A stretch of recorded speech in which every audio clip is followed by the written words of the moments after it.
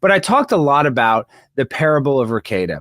Now, I can only talk so much about this because it's a long video, but this is why I bring this up. Is Nick Rekieta at one point was the biggest YouTuber. He had a huge LawTube channel where he would dissect famous court cases like the Johnny Depp and Amber Heard court case, the Kyle Rittenhouse court case, and the fame and the fortune got to his head. And he started wife swapping with my friend, Aaron Immolte, I like to call him because I think it has a little more flair and pizzazz. And they were wife swapping. And that's why I brought it up. You brought up the swapping. So this is a true story. This is the one I'm trying to tell you about. You may know him from his online legal commentary, but YouTuber and attorney Nick Rekieta is in some legal trouble of his own. We break down his arrest, the search warrant, and the charges he's now facing, which could potentially result in prison time. Welcome to Sidebar, presented by Law and Crime. So this is Nick Rekieta, and he started to have this wife swapping affair. Hey, this is a Law and Crime legal alert. Google Incognito tracked users browsing data without their not 46,000 subscribers. Why do I say that? Online personality, Minnesota lawyer, legal commentator, runs the YouTube page Rekieta Law that currently has 446,000 subscribers. Really came to fame for his legal analysis of trials like Johnny Depp and Amber Heard and Kyle Rittenhouse. And clearly he has developed quite the following. But now Mr. Rekieta finds himself in the spotlight for not a great reason. No, he and his wife, Kayla, were arrested and charged with felony second-degree drug possession, as well as 2 misdemeanors of child endangerment and firearms possession.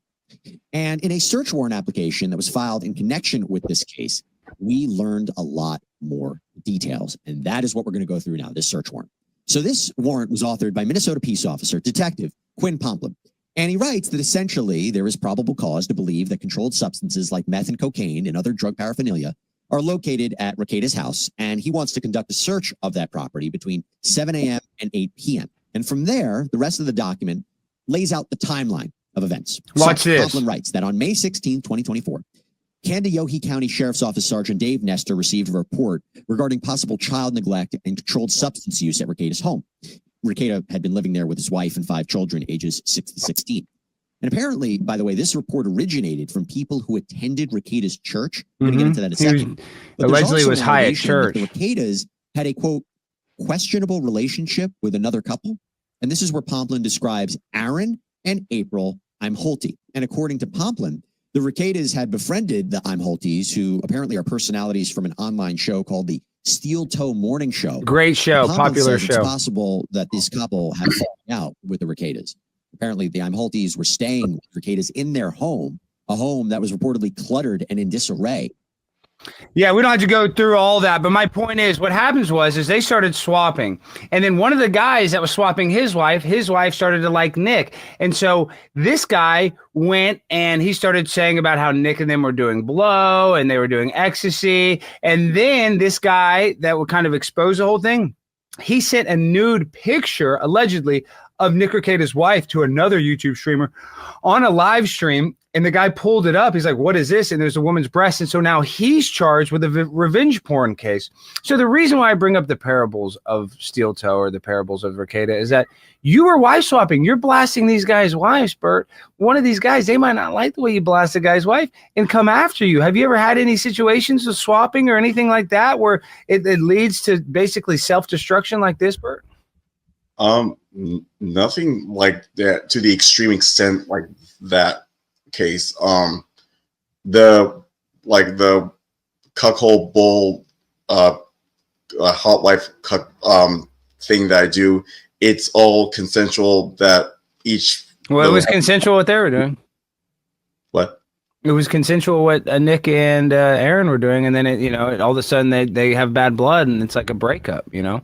Yeah. Okay. Yeah. I mean, and one of the allegations is that Steel Toe Morning Show supposedly tasted some of Nick Rekieta's, sauce, for lack of a better word, because we're on YouTube. And I don't know if that's true or not, but does that happen in a wife swapping, cuckolding situation? Do the guys usually like to taste the other guys? You know what?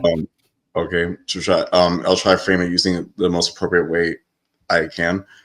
There are most of the time, the husband likes it when I finish inside his wife, and then he would like to lick the the deposits I made into his wife. That's disgusting. And you would do that?